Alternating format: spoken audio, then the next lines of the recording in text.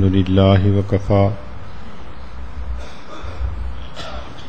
وسلام على عباده الذين اصطفى أما بعد أعوذ بالله من الشيطان الرجيم بسم الله الرحمن الرحيم والله لا يحب الفساد سبحان ربك رب العزة عما يصفون وسلام على المرسلين والحمد لله رب العالمين اللهم صل على سيدنا محمد وعلى آل سيدنا محمد وبارك وسلم اللهم صل على سيدنا محمد وعلى آل سيدنا محمد وبارك وسلم اللهم صل على سيدنا محمد وعلى آل سيدنا محمد وبارك وسلم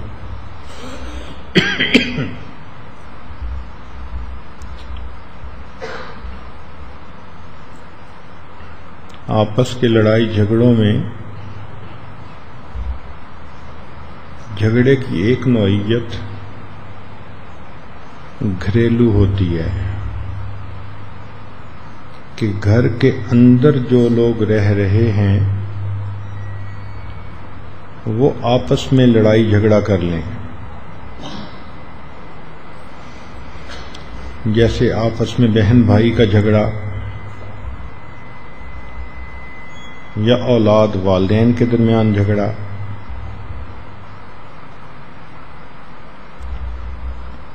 اس کو سمجھنے کے لیے شرعی طور پر جو گھر کا سیٹ اپ ہے اس کو سمجھنے کی ضرورت ہے۔ اللہ رب العزت نے انسان کو ایسے اعضاء دیے جو ایک دوسرے کی ضد ہیں، اپنی صفات کے اعتبار سے یہ اعضاء ایک دوسرے کی ضد ہیں، اس لیے کہتے ہیں کہ انسان ضدین کا مجموعہ ہے۔ جیسے آنکھ دیکھ سکتی ہے باقی پورا جسم نہیں دیکھ سکتا، یہ ایک دوسرے کی ضد ہوئے۔ زبان بول سکتی ہے باقی پورا جسم نہیں بول سکتا، ایک دوسرے کی ضد ہوئے۔ کان سن سکتے ہیں باقی پورا جسم نہیں سن سکتا، یہ ایک دوسرے کی ضد ہوئے۔ تو معلوم ہوا کہ انسانی جسم ایسے اعضاء سے مل کر بنا ہے جو اپنی صفات کے اعتبار سے ایک دوسرے کے مخالف، ایک دوسرے کی ضد ہیں، لیکن اللہ رب العزت نے اس جسم کے اندر ایک نعمت کو اتارا جس کو روح کہتے ہیں، لہذا روح کی موجودگی میں سب اعضاء ایک بن کر کام کرتے ہیں، ان کا آپس میں جوڑ بھی ہوتا ہے، ایک دوسرے کے ساتھ ان کی کوآرڈینیشن ہوتی ہے۔ چنانچہ ایک آدمی کے اگر سر میں درد ہو تو آنکھوں میں سے آنسو آئیں گے، آنکھ کبھی یہ تو نہیں کہے گی نا کہ یہ میرا پرابلم نہیں، یہ تو سر کا پرابلم ہے، کیونکہ سب اعضاء ایک بنے ہوئے ہیں، لہذا ایک کی خوشی سب کی خوشی، ایک کا غم سب کا غم۔ اگر سر میں درد ہے تو آنکھوں سے آنسو آئیں گے، زبان سے آوازیں نکلیں گی، پاؤں چل کر ڈاکٹر کے پاس جائیں گے کہ آپ اس کی کوئی دوا دے دیجئے،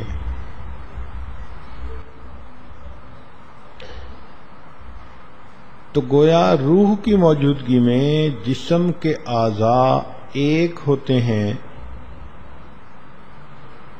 ایک دوسرے کے ساتھ مل جل کر زندگی گزارتے ہیں۔ کوئی دشمن اگر کسی کے سر پر ڈنڈا مارنا چاہے تو آپ دیکھیں گی کہ فوراً اس کے ہاتھ اٹھیں گے اور اس ڈنڈے کو پکڑنے کی کوشش کریں گے۔ ایسا کیوں کر رہے ہیں؟ وہ کوئی ہاتھوں پہ تو ڈنڈا نہیں مار رہا، جی وہ سر پہ ڈنڈا مارنا چاہتا ہے، مگر چونکہ یہ سب ایک ہیں لہذا سر کی تکلیف پورے جسم کی تکلیف ہوگی، اس لیے ہاتھ اس کو بچانے کے لیے اٹھے اور پاؤں وہاں سے بھاگے اپنے آپ کو بچانے کے لیے۔ تو زندہ انسان کے سب اعضاء ایک ہوتے ہیں، نیک ہوتے ہیں، آپس میں ایک دوسرے کے کوآرڈینیشن ہوتی ہے۔ یہاں نیک سے یہ مراد ہے۔ اب اگر اس انسان کے جسم سے روح کو نکال دیا جائے تو آپ دیکھیں گی کہ سب اعضاء ایک دوسرے سے اجنبی بن جائیں گے۔ جس انسان کی روح نکل گئی اس کی زبان کو بھی اگر کوئی آدمی کاٹ دے،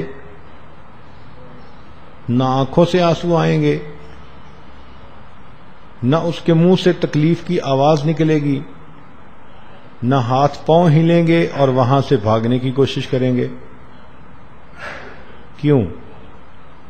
کہ جس چیز نے سب کو ایک بنایا ہوا تھا وہ رخصت ہو گئی، اب اعضاء سارے ایک دوسرے سے اجنبی ہو گئے، الگ الگ ہو گئے۔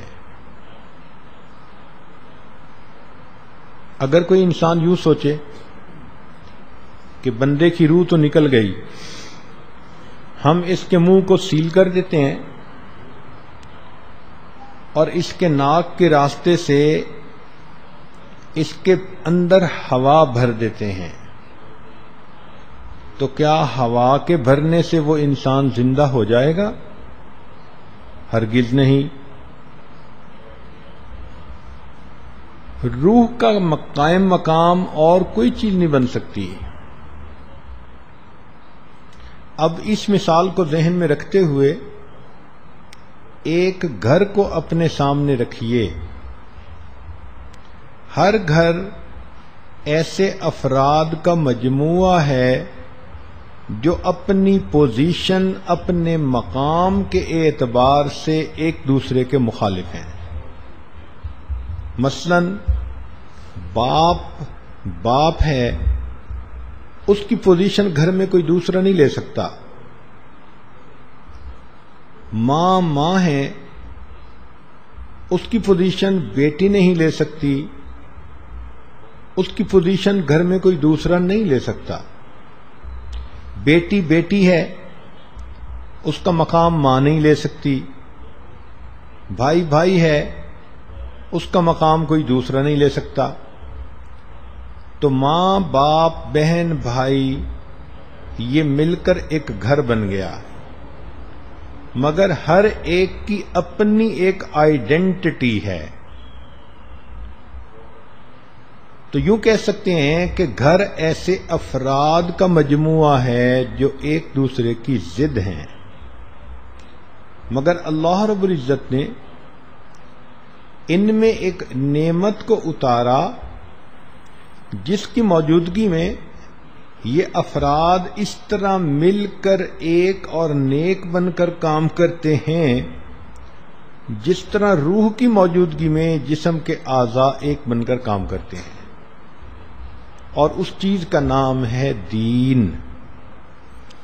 لہذا جس گھر کے اندر دین ہوگا، نام کا نہیں عمل میں ہوگا، تو آپ دیکھیں گی کہ گھر کے لوگوں کے درمیان الفتیں، محبتیں ہوں گی، دل ایک دوسرے کے قریب ہوں گے، ایک فرد کی خوشی سارے گھر کی خوشی ہوگی اور ایک فرد کا غم سارے گھر کا غم ہوگا۔ یہ زندہ جسم کی طرح گھرانا ہے، اور اگر دین کو گھر سے نکال دیا جائے تو جس طرح روح کی عدم موجودگی میں اعضاء ایک دوسرے سے اجنبی ہو جاتے ہیں، تو دین کی عدم موجودگی میں یہ سارے افراد ایک دوسرے سے الگ ہو جاتے ہیں۔ جس طرح جسم میں ہوا بھر دی جائے تو جسم زندہ نہیں ہوتا، اسی طرح گھر میں انسان کے بنے ہوئے کوئی اپنے اصول لاگو کر دیے جائیں، کوئی الزم لاگو کر دیا جائے تو اس سے گھر کے اندر وہ محبتیں پیدا نہیں ہو سکتی۔ اس دنیا میں اللہ رب العزت نے دو چیزوں کو جوڑنے کے لیے کوئی نہ کوئی تیسری چیز بنائی ہے۔ مثلا دو اینٹوں کو جوڑنے کے لیے اللہ رب العزت نے سیمنٹ کو بنا دیا، لیکن لکڑی کے دو ٹکڑوں کو جوڑنے کے لیے سیمنٹ کام نہیں آئے گا۔ وہاں ہو سکتا ہے کہ آپ کیل استعمال کریں اور لکڑی کے دو ٹکڑے بالکل یکجان ہو جائیں، لیکن کاغذ کے دو ٹکڑے جوڑنے ہوں، نہ سیمنٹ کام آئے گا نہ کیل کام آئے گا، وہاں پر گلو کام آئے گی۔ کپڑے کے دو ٹکڑے جوڑنے ہوں، نہ سیمنٹ کام آئے گا نہ کیل کام آئے گا نہ گلو کام آئے گی، ہو سکتا ہے وہاں پر سوئی دھاگا کام آ جائے۔ تو دیکھیں کہ مختلف چیزوں کو جوڑنے کے لیے کوئی نہ کوئی اللہ نے تیسری چیز بنائی ہے۔ سوال پیدا ہوتا ہے کہ دو انسانوں کے دلوں کو جوڑنے کے لیے اللہ نے کیا چیز بنائی؟ تو اس کا جواب دین اسلام ہے۔ اگر وہ دونوں لوگ شریعت پر عمل کرنے لگ جائیں، نیکی تقوی پر عمل کرنے لگ جائیں، تو اس نیکی کی وجہ سے اللہ ان کے دلوں میں خود بخود محبتیں پیدا فرما دیں گے۔ اور اس کی دلیل قرآن عظیم الشان میں سے اللہ تعالیٰ ارشاد فرماتے ہیں، ان الذین آمنوا وعملوا الصالحات سیجعل لهم الرحمن ودا، کہ جو لوگ ایمان لائیں گے، نیک اعمال کریں گے، ہم ان کے دلوں کے اندر محبتیں بھر دیں گے۔ تو نیکی پہ ہونا، دین پہ ہونا، یہ آپس میں دلوں کے محبتیں ہونے کا ذریعہ ہوتا ہے۔ اس لیے جو میاں بیوی دیندار ہوں ان کے درمیان مثالی محبتیں ہوتی ہیں، جو ماں باپ اور اولاد سب کے سب دیندار ہوں ان کے درمیان آپس میں مثالی تعلق ہوتا ہے۔ اس لیے گھر کے اندر محبتوں کو پھیلانے کے لیے، خوشیوں بھری زندگی گزارنے کے لیے سب افراد کو دین پر زندگی گزارنی چاہیے۔ بیٹی بھی دیندار، بیٹا بھی دیندار، ماں باپ بھی دیندار، تو دین پر عمل کی برکت سے اللہ تعالیٰ دلوں کے اندر محبتیں بھر دیتے ہیں۔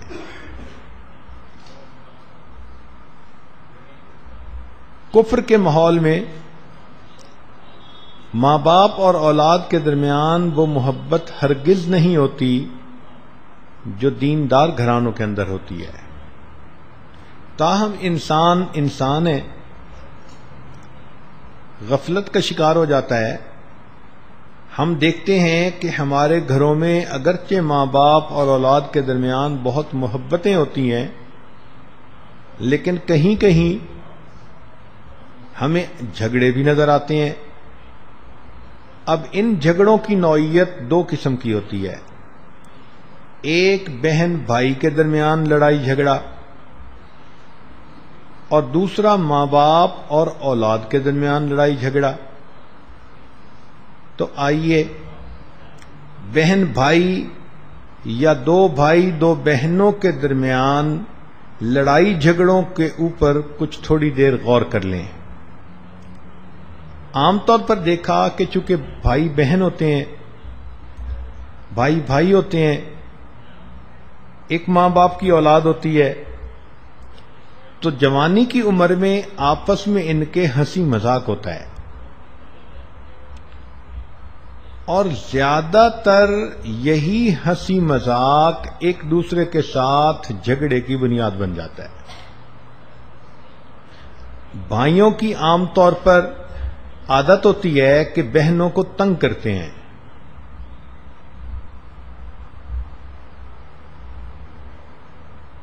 مذاق کرتے ہیں، اس نے کوئی کام کیا، ٹونٹ کر دی، الٹا جواب دے دیا،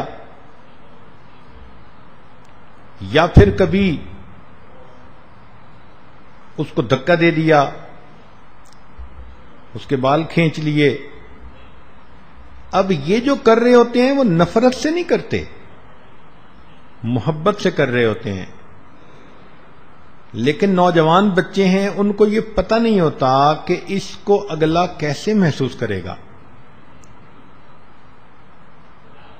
کتاب چھپا دی، اس کے کام میں کوئی عیب نکال دیا، بھری محفل میں اس کو مذاق بنا دیا۔ تو عام طور پر بھائی بہنوں کے ساتھ ایسا کرتے رہتے ہیں، اور یہ محبت کی بنا پر کرتے ہیں۔ اب اس کے جواب میں بہن ہاتھ تو نہیں اٹھا سکتی، وہ زبان چلاتی ہے، وہ پھر آگے سے کڑوی کسیلی سناتی ہے، تو یہ لڑائی جھگڑے کی بنیاد ہو جاتی ہے۔ بلکہ کئی مرتبہ تو بھائی اگر اپنی بہن کو مارنے لگتا ہے تو بہن آگے سے بد دعائیں دینی شروع کر دیتی ہے۔ اب یہ بچے ہیں، ویسے دیکھو تو ایک دوسرے کے ساتھ بہت محبت، لیکن اس عمر کی وجہ سے، کچے پن کی وجہ سے ایک دوسرے کے ساتھ لڑائی جھگڑا بھی بہت۔ اچھا تم نے مجھے چیز نہیں دی تھی، میں تمہیں کیوں دوں؟ اس نے ایسے کہا تھا تو میں ایسے کیوں نہ کہوں؟ بس اس قسم کی چھوٹی چھوٹی باتیں ہوتی ہیں جس پر آپس میں ایک دوسرے کے ساتھ کھٹک پیدا ہوتی رہتی ہے۔ تو بنیادی وجہ اس کی ایک دوسرے کے ساتھ ہنسی مذاق، ایک دوسرے کے ساتھ حسد یا بدگمانی، یا ایک سوچتا ہے کہ ماں باپ اس کو پرائیورٹی زیادہ دیتے ہیں، مجھے نہیں دیتے، بڑے بھائی کی بات تو سب مانتے ہیں، میری بات تو کوئی سنتا ہی نہیں۔ اس قسم کی فیلنگز جو ہیں وہ آپس میں بھائی بہنوں کی لڑائی کا ذریعہ بنتی ہیں۔ اللہ رب العزت چاہتے ہیں کہ ایک ماں باپ کی اولاد آپس میں الفتوں محبتوں کی زندگی گزارے۔ لہذا اگر دو بھائی ہیں تو ان کو سمجھنا چاہیے کہ ہمارے درمیان ایک خون کا رشتہ بھی ہے اور دوسرا دین کا رشتہ بھی ہے۔ خون کے رشتے سے مراد کہ ماں باپ چاہیں گے دونوں ہمارے بیٹے ہیں، یہ آپس میں محبت پیار سے رہیں، اور دین کے رشتے سے مراد کہ اللہ تعالیٰ چاہتے ہیں دونوں میرے بندے ہیں، آپس میں محبت پیار سے رہیں۔ تو ان دونوں بھائیوں کو چاہیے کہ آپس میں اتنی محبت پیدا کر لیں کہ لوگ ان بھائیوں کو بھائی بھی سمجھیں اور ایک دوسرے کا دوست بھی سمجھیں۔ جب اللہ رب العزت اس رشتہ داری پہ خوش ہوتے ہیں تو کیا ضرورت ہے محلے کے لوگوں کو دوست بنانے کا؟ کیا ضرورت ہے سکول میں دوست بنانے کا؟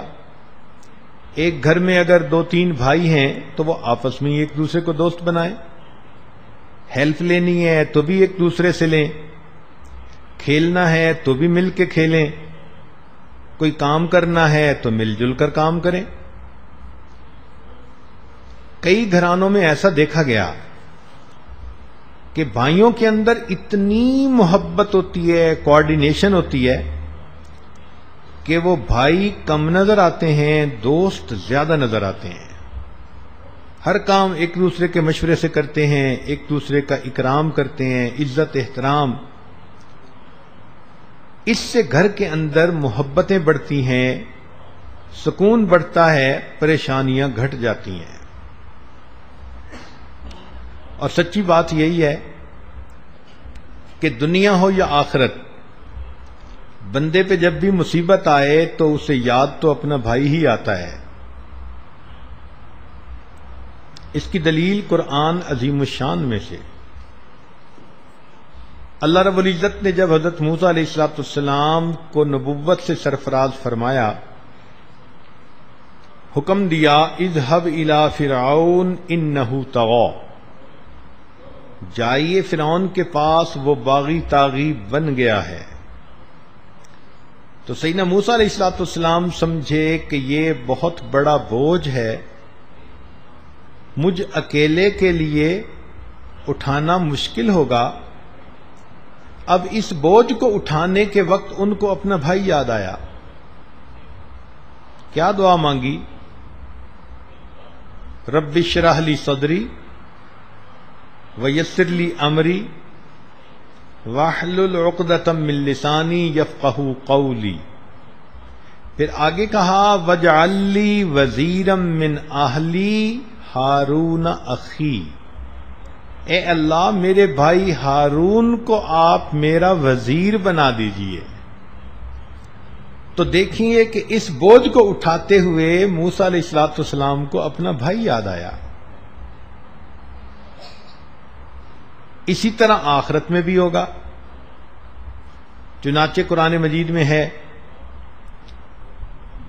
کہ جب ایک آدمی کے گناہ زیادہ ہوں گے، نیکیاں تھوڑی ہوں گی، پریشان ہوگا، اسے کہا جائے گا کہ تم اپنے متعلقین سے نیکیاں لے سکتے ہو تو لے لو. تو یہ سب سے پہلے کس کی طرف رجوع کرے گا؟ قرآن مجید نے کہا یوم یفر المرء من اخی، بھائی کا نام سب سے پہلے آیا. تو اللہ رب العزت نے یہ ایسا رشتہ بنایا ہے کہ دنیا آخرت میں انسان اس کی طرف رجوع کرتا ہے. تو جب اللہ رب العزت چاہتے ہیں کہ دو بھائی محبتوں سے رہیں تو آپس میں محبت سے رہیں، زندگی بھی اچھی گزرے گی اور نامہ اعمال میں نیکیاں بھی لکھی جائیں گی. اس کو کہتے ہیں ہم خرما و ہم ثواب، کھجوریں بھی کھاؤ اور ثواب بھی لو. ایک دوسرے کی غلطیوں کو معاف کر دینا یہ عظمت ہوا کرتی ہے. آپس میں ہنسی مذاق ہو جاتا ہے، ایک سیریس بیٹھا ہے، دوسرا خواہ مخواہ مذاق کر کے اس کو تنگ کر رہا ہے، تو پھر آپس میں الجھ پڑتے ہیں. یہ غلط بات ہے. مذاق اس حد تک کرنا چاہیے کہ جو دوسرا برداشت کر سکے. جب دوسرے کا دل دکھے تو ایسا مذاق اچھا نہیں بلکہ برا ہوا کرتا ہے. دوسرے کو چھیڑنا، اس کو کسی غلطی پہ آر دلانا، فرض کرو کہ اس کو امتحان میں اچھے نمبر نہیں ملے، اب اس کا ریکارڈ لگانا، اس سے پھر دوسرے بندے کا دل دکھتا ہے. ہمارے بزرگوں نے ایک اصول بتایا، فرمایا کہ اگر اپنی عزت کرانا چاہتے ہو تو تم دوسروں کی عزت کرو. یہ نہیں ہو سکتا کہ ایک تو مذاق ہی اڑاتا رہے اور دوسرا اس کی عزت کرتا رہے. تالی دو ہاتھوں سے بجتی ہے. ایک دوسرے کے ساتھ اکرام کا معاملہ کرے کہ وہ چھوٹا ہے لہذا بڑے کا اکرام کرتا ہے، بڑا چھوٹے کے ساتھ شفقت رکھے کہ میرا بھائی ہے مجھ سے چھوٹا ہے. جب ایک طرف سے شفقت ہوگی، دوسری طرف سے عزت ہوگی، تو آپس میں الفتیں محبتیں بڑھ جائیں گی. تو بھلائی اور خیر خواہی کا رویہ اپنانے سے دلوں میں احترام پیدا ہوتا ہے. یہ جو آپس میں تعلق جوڑنا ہے، اس کو شریعت نے صلہ رحمی کہا. صلہ رحمی کا مطلب کہ جن رشتے ناتوں کو شریعت نے کہا کہ قریبی ہیں، ان کو مضبوط رکھا جائے، آپس میں میل جول، لین دین، پیار محبت، یہ تعلق نبھایا جائے، اس کو صلہ رحمی کہتے ہیں. اور ایک دوسرے کے ساتھ بولنا چھوڑ دینا، انٹریکٹ کرنا چھوڑ دینا، اس کو قطع رحمی، قطع تعلقی کہتے ہیں. تو اللہ تعالیٰ کو قطع تعلقی ناپسند ہے، اور محبت پیار سے آپس میں رہنا، صلہ رحمی، یہ پسند ہے.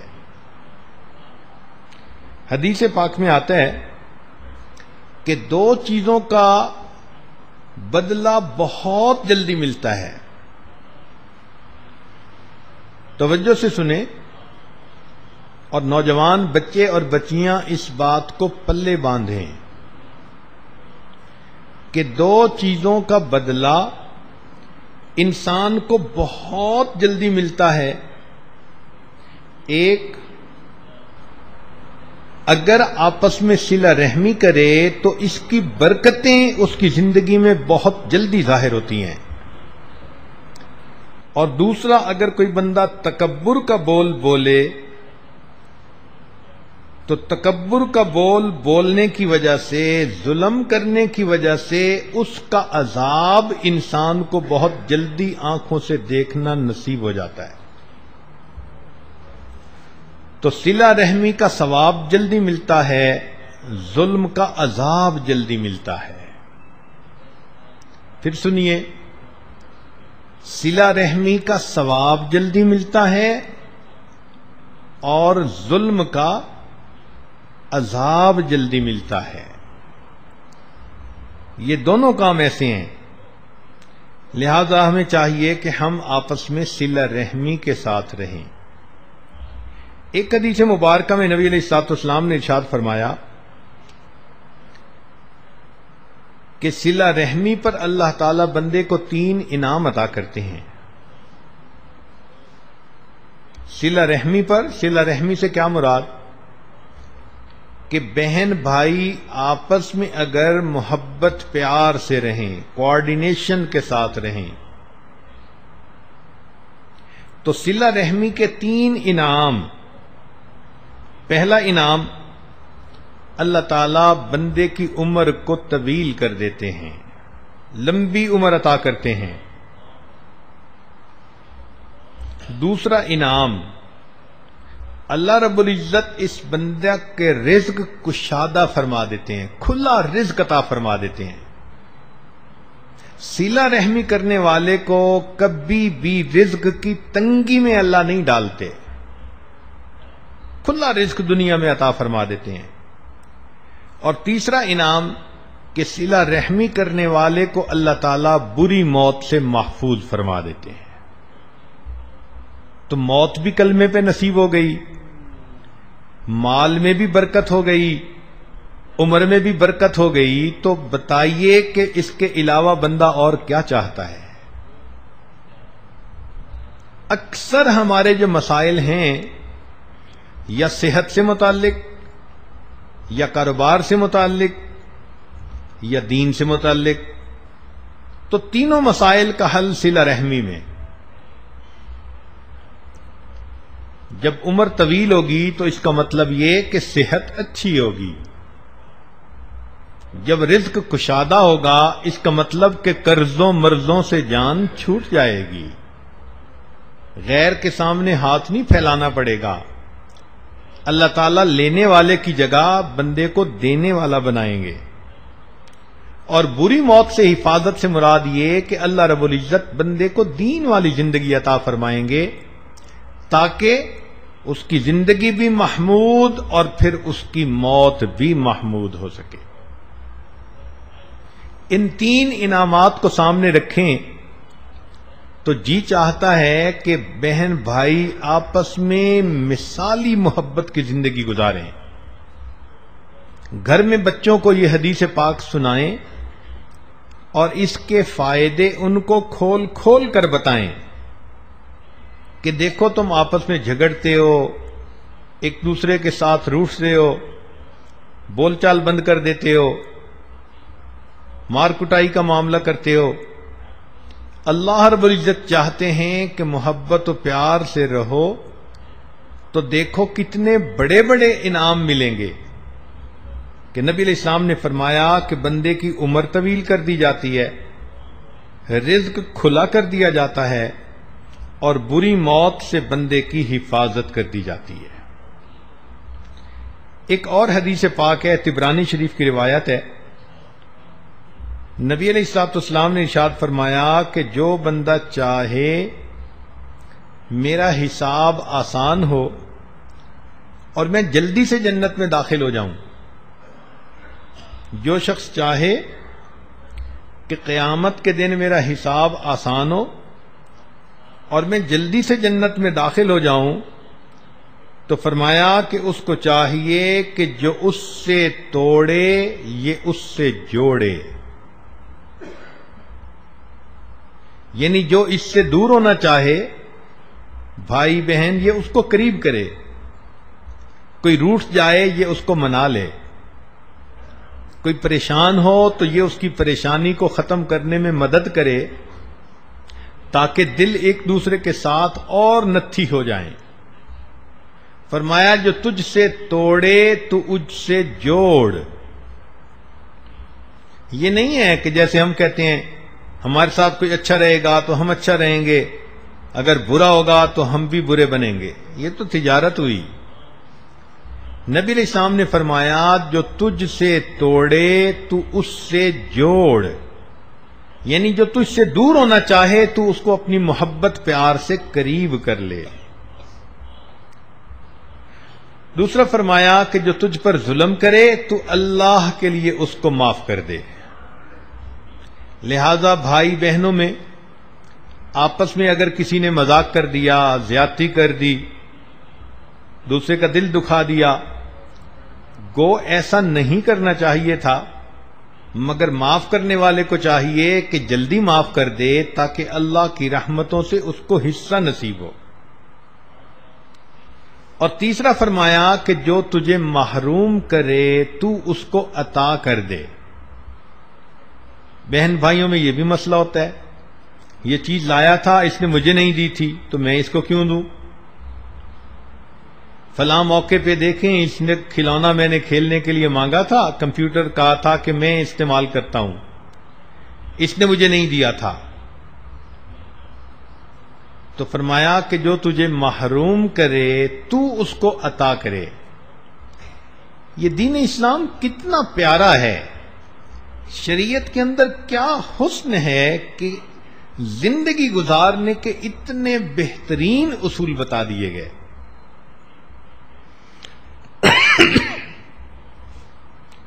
چنانچہ نبی علیہ السلام فرماتے تھے صل من قطعک، جو تجھ سے توڑے تو اس سے جوڑ، واعف عمن ظلمک، جو تجھ پر ظلم کرے تو اسے معاف کر دے، واحسن من اساء الیک، جو تیرے ساتھ برائی کرے تو اس کے ساتھ اچھائی کا معاملہ کر۔ ان تین کاموں کے کرنے پر نبی علیہ السلام نے فرمایا کہ اس بندے کا حساب آسان ہوگا، جنت میں آسانی کے ساتھ داخل ہوگا۔ اب پہلی حدیث اور دوسری حدیث کو ملا کر اگر دیکھیں تو معلوم یہ ہوا کہ جو بندہ صلہ رحمی کرے گا اللہ رب العزت دنیا میں اس کو لمبی عمر دیں گے، دنیا میں اس کو فراخ رزق عطا کریں گے، اور موت اللہ تعالیٰ اس کو ایمان پر عطا کریں گے، اور چوتھی بات کہ قیامت کی رسوائی سے بچائیں گے اور آسانی سے اس کو جنت میں داخل فرما دیں گے۔ تو یہ کیسا پیارا عمل ہے کہ جس ایک عمل کے کرنے پر انسان سیدھا جنت میں جائے گا۔ تو نوجوان بچے بچیوں کو یہ احادیث سنا کر اس کی اہمیت کو اجاگر کریں کہ آپس میں انہیں محبت پیار سے رہنا ہے. بلکہ ایک اور حدیث مبارکہ ہے کہ صلہ رحمی اللہ رب العزت کو اتنی پسند ہے، یہ مل جل کر محبت پیار سے رہنا، صلہ رحمی. چونکہ عنوان آج گھر کے جھگڑوں کا ہے، لہذا اس میں نہ میاں بیوی کا نام آ رہا ہے، نہ پڑوسی کا، نہ کسی اور کا. صلہ رحمی تو تمام ان رشتوں میں شامل جو شریعت نے قرار دیے ہیں، لیکن عنوان کی وجہ سے چونکہ نوجوان بچوں کا تذکرہ چل رہا، انہی کا نام لیا جا رہا ہے. تو فرمایا کہ صلہ رحمی اللہ رب العزت کو اتنی پسند ہے کہ گھر کے لوگ اگر گناہگار بھی ہوں گے، صلہ رحمی کرنے کی وجہ سے اللہ ان کو مال اور اولاد کی کثرت عطا فرما دیں گے. اللہ اکبر کبیرہ. کہ اگر کسی گھر کے لوگ گناہگار بھی ہیں، اس لیے آپ دیکھیں گی کہ کتنے لوگ ہوتے ہیں ظاہر میں نماز کا اہتمام نہیں، رسم و رواج کی زندگی، لیکن مال بھی خوب ہوتا ہے، اولاد بھی خوب ہوتی ہے. وجہ کیا؟ کہ آپس میں وہ محبت و پیار سے رہ رہے ہوتے ہیں. اس عمل کی وجہ سے اللہ رب العزت ان کو مال میں بھی کثرت دے دیتا ہے، اولاد میں بھی کثرت دے دیتا ہے.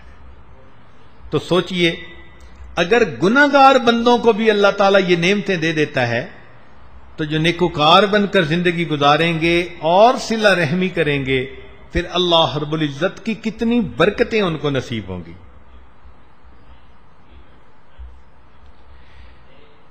دوسرا زاویہ ماں باپ اور اولاد کے درمیان.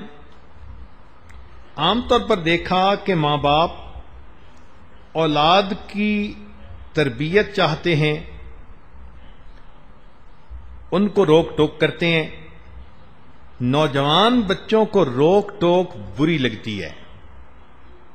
ماں نے کہہ دیا بیٹی تم نے فلاں کے گھر نہیں جانا، حکمت ہوگی کوئی اس میں. اب بیٹی کو غصہ چڑھ گیا، امی تو پابندیاں ہی لگاتی رہتی ہے، باجی کو جانے دیتی ہے، مجھے کیوں نہیں جانے دیتی. ماں نے کہا کہ بیٹی تم دوپٹے کا خیال نہیں رکھتی. کیا مصیبت ہے، امی گھر میں بھی آرام سے نہیں رہنے دیتی. تو بجائے اس کے کہ بچی یوں کہے کہ ہاں امی یہ اچھی عادت ہے مجھے اپنانی ہے، اس کو پابندیاں نظر آتی ہیں. جب نفس کے اندر انانیت ہوتی ہے تو اصلاح کی ہر بات بندے کو بری لگتی ہے. میں اسے سمجھوں ہوں دشمن جو مجھے سمجھائے ہے، جو سمجھائے وہی دشمن نظر آتا ہے. فون اٹھایا، ماں نے کہہ دیا بیٹی جب میں بھی ہوں تیرے بھائی بھی ہیں تو گھر میں دوسرے لوگ فون اٹھا لیں گے، آپ کیوں اٹھاتی ہو؟ اس پہ جھگڑا. ماں نے کہہ دیا کہ دسترخوان پہ بیٹھے ہوئے کہ فلاں چیز کم ہے لے کے آؤ. ہر وقت مجھے ہی کام کہا جاتا ہے، مجھے سکون سے امی کھانا بھی نہیں کھانے دیتی. تو نوجوانوں کی تھنکنگ بھی عجیب ہوتی ہے. تو کئی مرتبہ تو روک ٹوک پہ ان کو دکھ ہوتا ہے، حالانکہ ماں باپ ان کے محسن ہوتے ہیں، وہ ان کو اچھی باتوں پہ روک ٹوک کر رہے ہوتے ہیں، مگر یہ اس بات کو سمجھ نہیں رہے ہوتے. لہذا روک ٹوک سے دل کا تنگ ہونا یہ انتہائی بری بات ہے. روک ٹوک کو اپنے لیے بہتر سمجھیے. نوجوان بچے یہ سمجھیں کہ شکر ہے ہمارے قریب کوئی ایسا ہے کہ جو ہمیں غلطی ہونے سے پہلے اس سے بچا لیتا ہے. ہر بندے کو تجربات کرنے کی ضرورت نہیں. زندگی کے نفع نقصان کے تجربے ہر کسی کو کرنے پڑیں تو مصیبتوں میں سے گزرنا پڑ جائے، ذلتیں اٹھانی پڑ جائیں، پریشانیاں سر پہ آ جائیں، ہر ایک کو نفع نقصان کے تجربے کرنے کی ضرورت نہیں. ماں باپ نے دھوپ پہ بال سفید نہیں کیے ہوتے. جو زندگی کے وہ تجربے کر چکے، اولاد کو چاہیے کہ بس ان سے فائدہ اٹھائے، ماں باپ کی بات کا لحاظ رکھے. اس لیے ماں باپ کی بات کو دھیان سے سننا اچھی عادت ہے، اور ان کی بات کو درمیان میں کاٹ دینا یہ انتہائی بری بات ہے. نوجوان بچوں کو یہ بھی دیکھا کہ ان کا دل چاہتا ہے کہ مجھے ہر مشورے میں شامل کیا جائے. چونکہ ٹین ایجر ہو جاتے ہیں تو وہ سمجھتے ہیں کہ جی گھر کے مشورے میں میری بات ہی نہیں سنتے، مجھ سے کوئی پوچھتا ہی نہیں. یا چھوٹا کہتا ہے جی بڑے بھائی سے تو پوچھ لیتے ہیں، مجھ سے کوئی پوچھتا ہی نہیں. یہ عمر ہی ایسی ہے کہ اس عمر میں بندہ چاہتا ہے کہ یا تو میری بات مانی جائے، اگر مان لو تو بچے کے اندر احساس برتری آ جائے گا. وہ یہ سمجھے گا کہ بس میری ہی بات مانی جاتی ہے، میں سپیریئر ہوں دوسروں سے. اور اگر نہ مانی جائے تو اس میں احساس کمتری آ جاتا ہے، ڈپریشن کا شکار. تو دونوں باتیں عجیب. اس میں تحمل مزاجی کام آتی ہے کہ ماں باپ عقل مندی کے ساتھ بچے کو ڈیل کریں، نہ اس میں احساس برتری پیدا ہونے دیں، نہ اس میں احساس کمتری پیدا ہونے دیں. چونکہ عمر ایسی ہے کہ فوراً غصہ آتا ہے، اور نوجوان بچوں کو جب غصہ آتا ہے تو لگتا ہے کہ کہیں سے کوئی سیلاب آ گیا ہے. اسی وقت ایک دوسرے سے جدا ہونے کی باتیں کرتے ہیں، گھر سے نکل جانے کی بات کرتے ہیں، بس مرنے مارنے پہ تل جاتے ہیں. ان کا غصہ ان کے کنٹرول میں ہی نہیں ہوتا. اب ان نوجوان بچوں سے یہ پوچھا جائے کہ آپ کو کس نے پال پوس کر بڑا کیا، تو جواب ملے گا ماں باپ نے. بھائی ماں باپ کے ساتھ بڑے بہن بھائیوں کا بھی تو حصہ ہے، انہوں نے بھی تو ماں باپ کا ساتھ دیا. چھوٹے ہوتے ہیں تو بڑی بہن ماں کی طرح اس کا خیال رکھتی ہے. رشتہ دار جو قریبی ہوتے ہیں وہ مورل سپورٹ دیتے ہیں. خالہ پھپھو اور اس قسم کے جو رشتے ہوتے ہیں ان کی مورل سپورٹ ہوتی ہے. تو بچے خود بخود پل کے جوان نہیں ہو جاتے، ان کے بڑے اور جوان ہونے میں قریب کے لوگوں کا حصہ ہوتا ہے. تو جب چھوٹے تھے ہر کام میں محتاج تھے، تب آخر کسی نے تمہارا خیال رکھا نا. تمہاری ماں راتوں کو جاگتی تھی، اس نے بچپن میں ولادت کے بعد سلیپ لیس نائٹس گزاری کہ سال 2 سال تک بچے عام طور پہ راتوں کو جاگتے ہیں، روتے ہیں. ماں تھکی ہوئی بھی ہو تو اس کو بچے کی خاطر جاگنا پڑتا ہے. اور جو چھوٹے بچے ہیں ان کی تو ہم نے عجیب عادت دیکھی، اللہ کے فضل سے پورے دن وہ سوتے ہیں، اور جب رات ماں باپ کے سونے کا وقت ہوتا ہے اس وقت وہ جاگتے ہیں. اور میں اپنے دوستوں کو اکثر یہی کہتا ہوں کہ بچوں کی برکت ہے کہ آپ کو بھی تہجد پڑھنی نصیب ہو جاتی ہے. تو ماں باپ نے بھی تو آخر جاگ کے راتیں گزاری نا زندگی کی. پہلے بچے کو کھلایا بعد میں ماں نے کھایا، پہلے بچے کو پلایا بعد میں بچے نے پیا، بعد میں ماں نے پیا، پہلے بچے کو سلایا اور بعد میں ماں جا کر سوئی. قربانی تھی نا اس کی. تو آخر اس قربانی کا کوئی ریٹرن ہونا چاہیے. کیا اتنا بھی اس ماں کا حق نہیں کہ وہ نوجوان بچے کو کوئی بات سمجھائے تو یہ اس کی بات کو تسلی سے سن لے؟ آج کل کے نوجوان تو بس ماں کو اللہ میاں کی گائے سمجھتے ہیں، لحاظ ہی نہیں کرتے. آئیے دیکھیے شریعت نے کیا کہا. قرآن عظیم الشان میں اللہ رب العزت ارشاد فرماتے ہیں وَبِالْوَالِدَيْنِ إِحْسَانًا، کہ تم ماں باپ کے ساتھ حسن سلوک کا معاملہ کرو، ماں باپ دونوں کے ساتھ۔ گو کہ ایک صحابی نے پوچھا کہ میں کس کے ساتھ حسن سلوک کروں؟ فرمایا ماں۔ پھر پوچھا کس کے ساتھ؟ فرمایا ماں۔ تیسری مرتبہ کس کے ساتھ؟ فرمایا ماں۔ چوتھی مرتبہ پوچھا تو فرمایا ہاں باپ کے ساتھ بھی حسن سلوک کرو۔ تو اس حدیث پاک سے یہ مطلب نکلا کہ باپ کے ساتھ بھی حسن سلوک کرنا ہے، مگر ماں کا اس سے بھی زیادہ خیال رکھنا ہے، اس لیے کہ ماں نے تکلیف زیادہ اٹھائی ہوتی ہے۔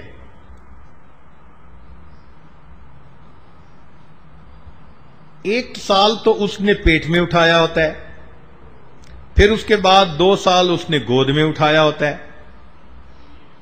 ہر وقت بچے ہی میں مصروف ہوتی ہے۔ 24 گھنٹے کی خادمہ، کوئی ڈیوٹی تھوڑا ہوتی ہے کہ 8 گھنٹے میں بچے کو اٹینڈ کروں گی اور پھر میں بری، نہیں، ماں باپ تو 24 گھنٹے اس کے لیے ہیں۔ بلکہ پہلے وقتوں میں جب آج کل کے ڈائپر نہیں ہوتے تھے اور بچے رات کو سوئے ہوئے سردی کے موسم میں اپنے بستر پر پیشاب کر دیتے تھے، تو ہم نے ایسی مثالیں بھی سنی کہ ماں بچے کو خشک بستر پر لٹا دیتی تھی اور گیلے بستر پر خود لیٹ جاتی تھی۔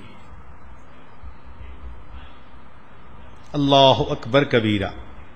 ہمارے قریبی رشتہ داروں میں ایک بچی نے نیت کر لی کہ اللہ نے مجھے بیٹا دیا ہے، میں اس کو ہمیشہ باوضو دودھ پلاؤں گی۔ اللہ اکبر کبیرہ۔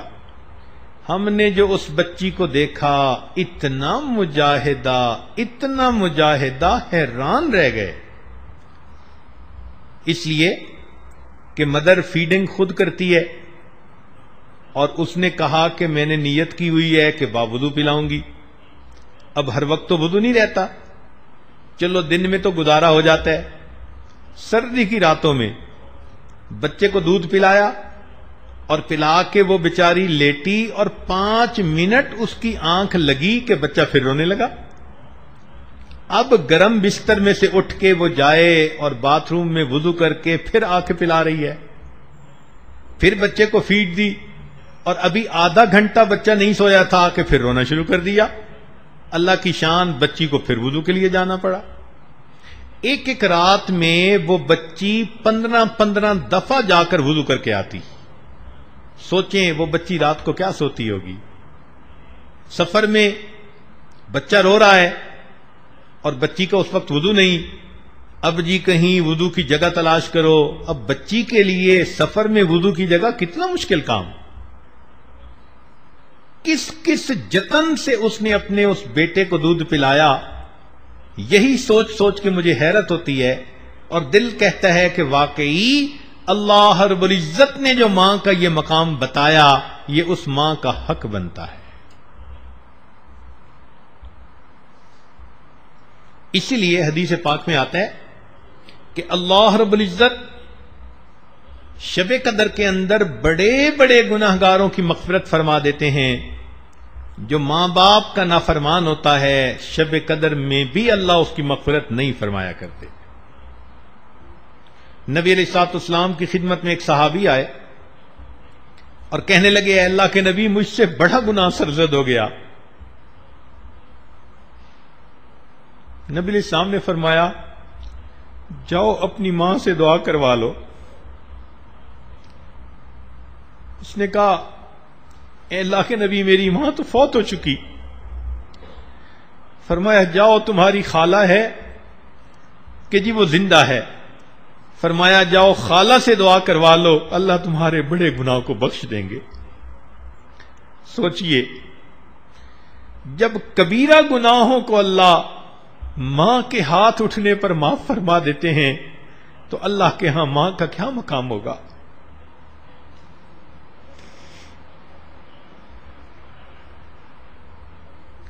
اس لیے جو شخص اپنے ماں باپ سے حسن سلوک کرتا ہے، اللہ رب العزت اس بندے کی زندگی میں برکتیں عطا فرماتے ہیں۔ حدیث پاک کا مفہوم سنیں اور دل کے کانوں سے سنیں۔ کہ جو شخص اپنے ماں باپ کے ساتھ حسن سلوک کا معاملہ کرتا ہے اس کی آنے والی اولاد کل اس کے ساتھ حسن سلوک کا معاملہ کرے گی. یہ ہے عدل کا بدلہ. جیسی کرنی ویسی بھرنی. جو نوجوان بچے بچیاں آج اپنے ماں باپ کی خدمت کریں گی کل جب ان کی شادیاں ہوں گی اور خود ماں باپ بنیں گے اللہ ان کو بھی فرما بردار اولاد عطا فرمائیں گے. کیا مزے کی بات ہے. تو اس لیے نوجوان بچے بچیوں کو چاہیے کہ خدمت کر کے ماں باپ کو راضی کریں تاکہ ان کی اولاد ان کو راضی کرے اور اس کے ذریعے سے اللہ رب العزت بھی ان سے راضی ہو جائیں. اس لیے شریعت نے کہا کہ ماں باپ اگر فوت ہو جائیں تو بندے کو چاہیے کہ جو ماں باپ کے تعلق والے تھے انسان ان کے ساتھ حسن سلوک کا معاملہ کرے. مثلا ایک بندہ کہتا ہے میں اپنی ماں کی خدمت نہ کر سکا فوت ہو گئی تو بھائی اب آپ اپنی خالاؤں کی خدمت کرو. جی خالہ بھی کوئی نہیں تو بھائی ماں جن سے تعلق رکھتی تھی جن کو وہ اپنے قریب سمجھتی تھی اگر ان کا اکرام کرو گے تو تمہیں اپنی والدہ کا اکرام کرنے کا ثواب دیا جائے گا. یہ عمل اللہ رب العزت کو اتنا پسند ہے کہ انسان کو دنیا کی مصیبتوں سے بھی بچاتا ہے. چنانچہ بخاری شریف کی روایت ہے کہ بنی اسرائیل کے 3 بندے سفر پر نکلے، بارش ہو گئی تو اس سے بچنے کے لیے وہ غار کے اندر چلے گئے. بارش کی وجہ سے ایک بڑی چٹان جو تھی وہ گری اور غار کے منہ کے اوپر آ گئی. اتنی وزنی تھی کہ تینوں نے مل کر زور لگایا مگر وہ ہلتی نہیں تھی. اب کوئی وہاں تھا ہی نہیں جو ان کی مدد کرے. تینوں زور لگا لگا کے جب تھک گئے عاجز آ گئے تو اب ان کو موت آنکھوں کے سامنے نظر آنے لگ گئی کہ غار کا منہ بند ہے، ہم بھوکے پیاسے ایڑیاں رگڑ کر یہیں مر جائیں گے. اس وقت انہوں نے سوچا کہ اللہ رب العزت کے سامنے کوئی اپنے عمل پیش کرو کہ جن عملوں کو قبول کر کے اللہ ہمیں اس مصیبت سے نجات دے دے. چنانچہ انہوں نے اپنے اپنے عمل پیش کیے جن میں سے ایک نے یہ کہا میں بکریاں چراتا تھا اور جب گھر واپس آتا تو میں اپنی والدہ کو دودھ دیا کرتا تھا. ایک رات جب میں آیا تو والدہ سو چکی تھی. میں دودھ لے کر کھڑا رہا کہ والدہ کی آنکھ کھلے گی تو میں دودھ دوں گا. اللہ وہ پوری رات سوئی رہیں، ان کی آنکھ نہیں کھلی اور میں پوری رات ہاتھ میں دودھ کا گلاس لے کے انتظار کرتا رہا. میرے اللہ اگر یہ میرا عمل آپ کو پسند ہے ہمیں اس مصیبت سے نجات دیجئے. تو اس عمل کی برکت سے اللہ رب العزت نے تیسرا حصہ غار کا جو منہ تھا اس کو کھول دیا. پھر دوسرے نے اپنا عمل پیش کیا کہ ایک کزن تھی میرا اس کے ساتھ نفسانی شیطانی شہوانی تعلق تھا، میں نے کسی ہیلے بہانے سے اس کو زنا پر آمادہ کر لیا. جب میں زنا کرنے لگا تو اس وقت اس نے مجھے کہا کہ تم اللہ کی مہر کو کیوں توڑتے ہو؟ جو چیز شریعت میں تمہارے لیے حرام ہے تم اس کا ارتکاب کیوں کرتے ہو؟ اس کی بات میرے دل پر ایسی بیٹھ گئی کہ موقع کے باوجود میں نے اس کو بھیج دیا اور اس گناہ کا ارتکاب نہیں کیا. اس عمل کو اللہ قبول کر لے. چنانچہ اس عمل کی وجہ سے اللہ رب العزت نے 1/3 اور جو ہے غار کا منہ کھول دیا. پھر تیسرے نے اپنا عمل پیش کیا کہ میں نے بکریاں پالی، میرا ایک پارٹنر تھا، کچھ عرصے کے بعد چلا گیا. میں نے اس کے مال کو اسی طرح بڑھاتا رہا.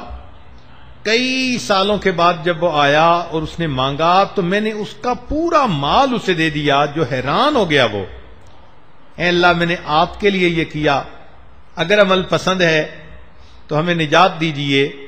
تو وہ چٹان منہ سے ہٹ گئی اور اللہ رب العزت نے تینوں کو اس مصیبت سے نجات عطا کر دی. اب یہاں یہ بات سوچنے کی ہے کہ ماں باپ کے ساتھ حسن سلوک بھی ان اعمال میں سے ہے کہ جن اعمال کا واسطہ دیا جائے اللہ بندے کو دنیا کی مصیبتوں سے بھی بچا دیتے ہیں. اس لیے نوجوان بچوں کو چاہیے کہ وہ بھی اپنے ماں باپ کی خدمت کریں، ان کی دعائیں لیں. اور ماں باپ کو بھی چاہیے کہ وہ اولاد کے ساتھ پلنگ اور چارپائی والا معاملہ نہ کریں کہ ادھر سے اٹھا کے ادھر رکھ دی، ذرا سی بات پہ ڈانٹ پلا دی. وہ بھی ان کو انسان سمجھیں، ان کی بات کو سنیں اور ان کو سمجھانے کی کوشش کریں. زبردستی اپنی رائے بچوں پہ ٹھونسنے کی بجائے ان بچوں کو سمجھانا چاہیے، نفع نقصان بتانا چاہیے تاکہ بچے اپنی خوشی کے ساتھ ایک کام کو کر رہے ہوں. تو ماں باپ کو بھی اس کا خیال کرنا چاہیے اور اولاد کو بھی خیال کرنا چاہیے. اب اگر بالفرض ماں باپ خیال نہیں کر پاتے تو کیا نوجوانوں کو بھی پھر خیال نہیں رکھنا چاہیے؟ نہیں. شریعت کہتی ہے کہ ماں باپ نے اگر خیال نہ بھی رکھا تمہیں اجر تب ملے گا جب تم پھر بھی ان کی خدمت کرو گے. حیرت کی بات ہے کہ شریعت کہتی ہے کہ ماں باپ اگر کافر ہیں اور مشرک ہیں وَصَاحِبْهُمَا فِي الدُّنْيَا مَعْرُوفًا، تم اس دنیا میں ان کے ساتھ پھر بھی اچھائی کا معاملہ کر لو.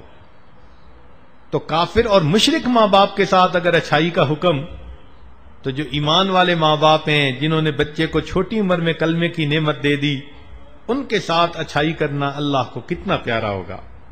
لہذا اگر بہن بھائی آپس میں محبت و پیار سے رہیں، اولاد ماں باپ کے ساتھ محبت و پیار سے رہے، ان کی خدمت کرے، تو گھر پھر ایک جنت کا نمونہ بن جاتا ہے.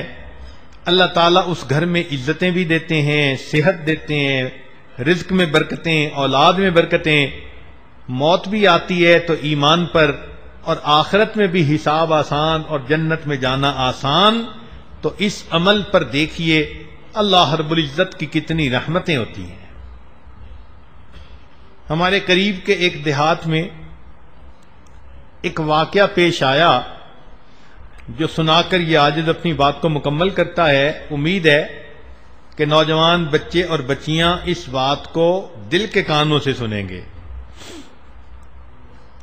دیہاتی علاقے میں بوڑھے ماں باپ تھے، اللہ نے بڑھاپے میں ان کو اولاد عطا کر دی.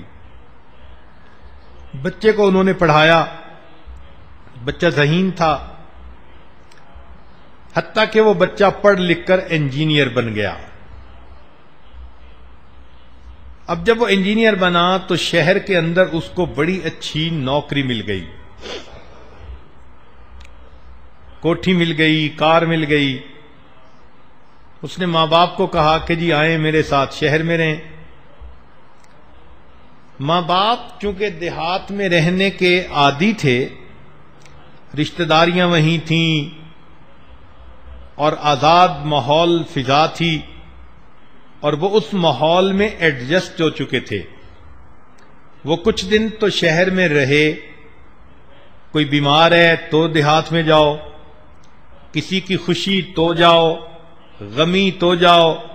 تو ماں باپ نے کہا کہ بیٹے ہم سے بار بار کے یہ سفر نہیں ہوتے، ہمیں آپ وہیں دیہات میں رہنے دو، ساری برادری وہیں ہے، ہم ان کی خوشی غمی میں بھی شریک ہوتے رہیں گے.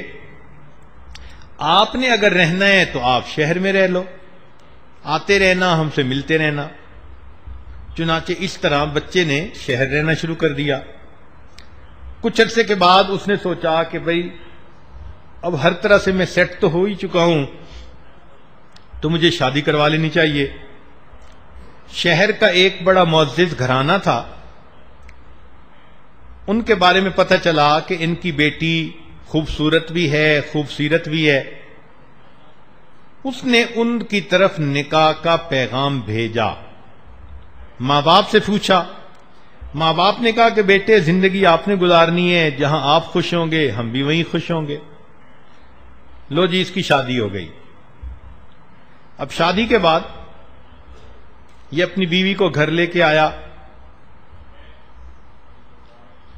بیوی کچھ عرصہ تو ماں باپ کو ملنے، اس کے ماں باپ کو ملنے دیہات میں جاتی رہی۔ پھر جب بچوں کے سلسلے شروع ہو جاتے ہیں تو آنا جانا بھی مشکل ہوتا ہے۔ ماں باپ اس بچے کو کہتے کہ آپ ہمارے پاس ہفتے میں ایک دفعہ آ جایا کرو۔ یہ ایک دفعہ چلا جاتا ملنے۔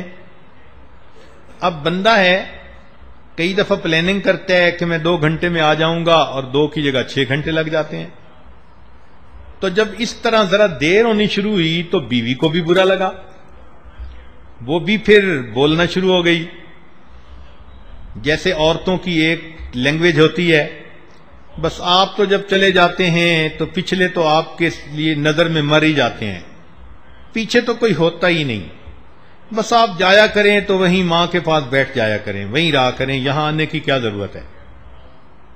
اب یہ نوجوان بچہ شریف النفس تھا، سمجھاتا اپنی بیوی کو، وہ بھی امیر گھرانے کی تھی اور آگے سے بات کو بڑھا دیتی تھی، خواہ مخواہ کے آرگومنٹس آپس میں ہو جاتے، اور یہ ہر ہفتے کا مسئلہ۔ 1 دن 2 دن 2-4 سال گزرے تو اب جو ہے بیوی جو تھی وہ ماں باپ کے پاس جانے سے الرجک ہو گئی۔ جب یہ جانے لگتا تو وہ ہنگامہ کر دیتی، یہ پریشان کہ وہاں نہ جاؤں تو ماں باپ ناراض، اور اگر جاؤں تو یہاں بیوی ناراض۔ سوچتا تھا کہ میں کیسے اس مصیبت سے جان چھڑاؤں۔ اتنے میں اس کو سعودی عرب سے ایک جاب آفر آ گئی، بہت اٹریکٹیو پیکج تھا، فرنج بینیفٹس تھے۔ اس نے ماں باپ کو جا کر بتایا کہ مجھے تو سعودی عرب میں نوکری مل لی ہے۔ ماں باپ بڑے خوش ہوئے، بیٹے ہمارا اللہ حافظ ہے، تم پاس دیس میں جاؤ گے، اللہ کا گھر دیکھو گے، اور بیٹے ہمارے لیے یہی خوشی کافی ہے۔ ماں باپ نے اجازت دے دی، یہ بیوی بچوں کو لے کر مکہ مکرمہ آ گیا۔ وہاں آنے کے بعد اس زمانے میں ٹیلی فون تو زیادہ ہوتے نہیں تھے، بس جو حج اور عمرے پہ لوگ آتے تھے انہی کے ذریعے پیغام رسانی ہوتی تھی یا کوئی چیز ایک دوسرے کو پہنچا دی جاتی تھی۔ چنانچہ یہ بچہ شروع میں ان کے لیے خرچہ بھی بھیجتا رہا، اور کبھی کبھی صحت خوشی کے پیغام بھی بھیجتا رہا، لیکن 13 سال یہ وہیں پر رہا اور اپنے والدین کی طرف واپس نہ آ سکا۔ نیک تھا، ہر سال حج کرتا تھا۔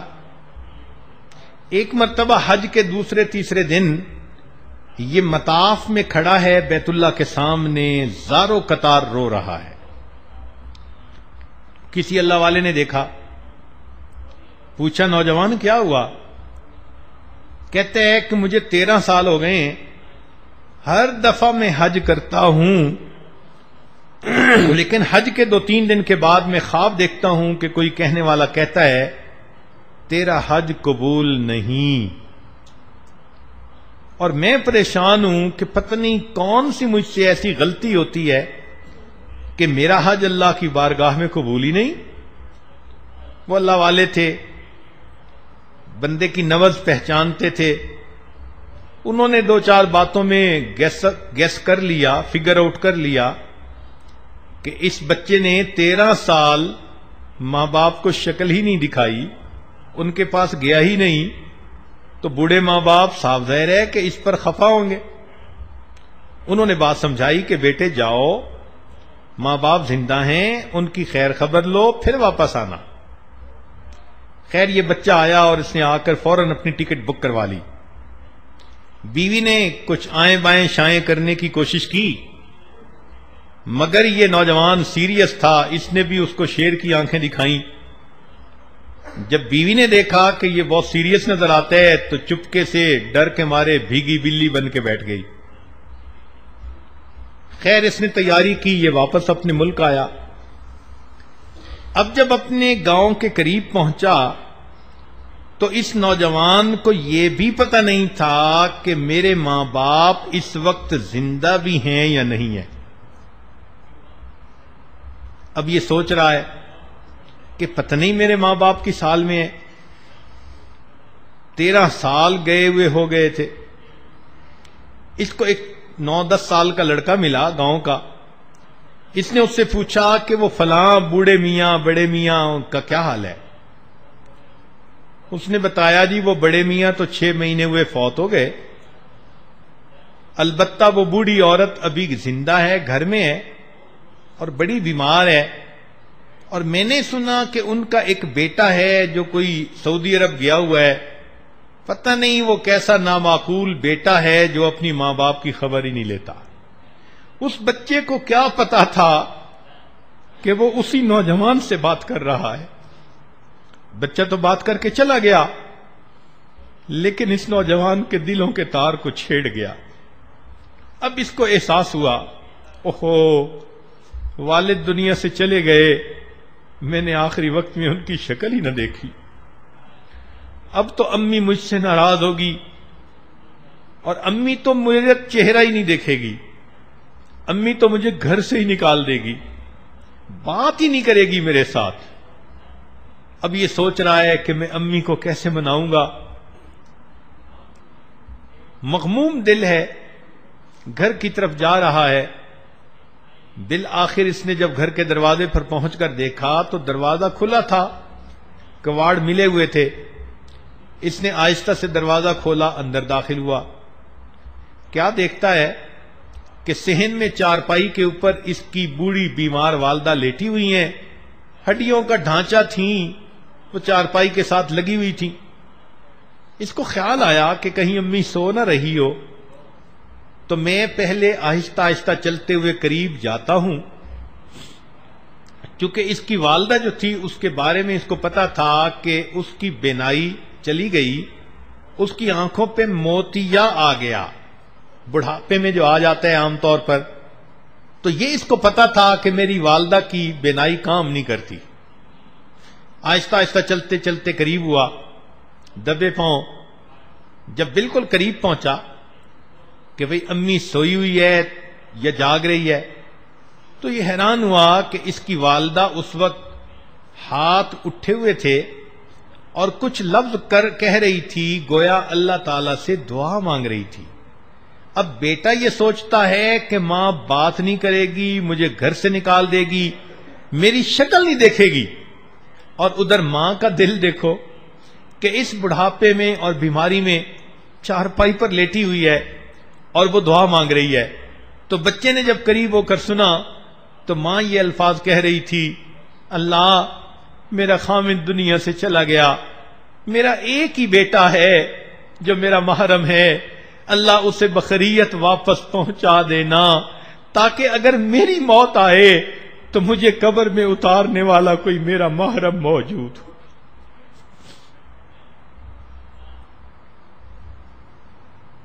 ماں یہ دعائیں مانگ رہی ہے اور بیٹا سمجھتا ہے کہ ماں مجھے دیکھنا بھی گوارا نہیں کرے گی. تو ماں کے جب الفاظ اس نے سنے کہ امی کہہ رہی ہے اللہ میرا خامد تو فوت ہو گیا, میرا ایک ہی بیٹا ہے, بخیریت اس کو واپس پہنچانا تاکہ جب میری موت کا وقت آئے مجھے بھی قبر میں اتارنے والا کوئی میرا محرم موجود. اس نے فوراً کہا امی میں آ گیا ہوں. تو ماں چونک اٹھی, آواز سنتے ہی میرے بیٹے آ گئے. جی امی میں آ گیا ہوں. ماں کہنے لگی بیٹے ذرا قریب ہو جانا, میں تمہاری شکل تو دیکھ نہیں سکتی, مجھے اپنا بوسہ لینے دو, مجھے اپنے جسم کی خوشبو سونگھنے دو. یہ ماں کی محبت ہوتی ہے. خیر یہ بچہ 2-4 دن وہاں رہا. اللہ کی شان کہ ماں بیمار تھی, چند دنوں میں فوت ہو گئی. اس نے اپنی والدہ کو کفنایا اور اس ذمہ داری سے فارغ ہوا. اور کچھ عرصے کے بعد یہ واپس مکہ مکرمہ آ گیا. کہتے ہیں کہ اگلے سال جب حج کا موقع آیا اس نے حج کی. حج کے دوسرے دن پھر خواب دیکھا. جس شخص کو دیکھتا تھا اس نے دیکھا کہ وہی ہے اور اس کو کہہ رہا ہے اللہ نے تیرے اس حج کو بھی قبول کر لیا اور تیرے پچھلے 13 حجوں کو بھی قبول کر لیا. جب ماں باپ کے ساتھ حسن سلوک سے اللہ رب العزت بندے کے عملوں کو قبول کر لیتے ہیں اور اس کے ساتھ رحمتوں کا معاملہ کرتے ہیں تو نوجوانوں کو چاہیے کہ گھروں میں نہ آپس میں الجھیں، نہ ماں باپ کی بے قدری کریں. ماں باپ شفقتوں والا معاملہ کریں، اولاد خدمت کا معاملہ کرے. سب محبت پیار کے ساتھ رہیں، لڑائی جھگڑے سے بچیں. یہ فساد ہے اور واللہ لا يحب الفساد. اللہ تعالی فساد کو پسند نہیں فرماتے. اللہ تعالی ہمیں ایک بن کر اور نیک بن کر زندگی گزارنے کی توفیق عطا فرمائے. وآخر دعوانا ان الحمد للہ رب العالمین. تھوڑی دیر مراقبہ کر لیجئے، آنکھوں کو بند کر لیجئے، سر کو جھکا لیجئے. دنیا اور جو کچھ دنیا میں ہے اس سے ہٹ کٹ کے اللہ رب العزت کی یاد میں ڈوب جائیے. انسان اپنے اندر جھانکتا ہے اسے اپنی اصل تصویر نظر آتی ہے. اپنے من کے دریچے کو کھولیے، اپنی اصل تصویر کو دیکھیے. لا الہ الا اللہ محمد رسول اللہ. دعا کر لیجئے. سبحان ربی العلی الوہاب. اللہم صلی علی سیدنا محمد وعلی آل سیدنا محمد وبارک وسلم. ربنا لا تزغ قلوبنا بعد اذ ہدیتنا وہب لنا من لدنک رحمہ انک انت الوہاب. اے رب کریم، ہم آپ کے عاجز مسکین بندے ہیں، ہمارے گناہوں کو معاف فرما، خطاؤں سے درگزر فرما، عیبوں کی پردہ پوشی فرما. اے اللہ، جبریل علیہ السلام نے بد دعا کی تھی برباد ہو جائے وہ شخص جس نے اپنے ماں باپ کو بڑھاپے میں پایا اور اس نے اپنی مغفرت نہ کروائی، اور آپ کے پیارے محبوب نے اس پر آمین کہہ دیا تھا. اے اللہ، مہربانی فرما دیجئے، ہمارے گناہوں کو معاف کر دیجئے. ہم سے ماں باپ کی خدمت میں جو کوتاہی ہوئی اللہ اس کو درگزر فرما دیجئے. میرے مولا رحمت کا معاملہ فرمائیے. جن نوجوان بچوں کے ماں باپ زندہ ہیں اللہ ان کو ان کی قدردانی کی توفیق عطا فرما دیجئے. میرے مولا ہمارے گھروں سے لڑائی جھگڑوں کو ختم فرما دیجئے. اللہ اس فتنے فساد کو ختم کر دیجئے. گھروں کے اندر اللہ سکون کا ماحول بنا دیجئے. آپس میں الفتیں محبتیں پیدا کر دیجئے. اتفاق اتحاد کی زندگی عطا فرما دیجئے.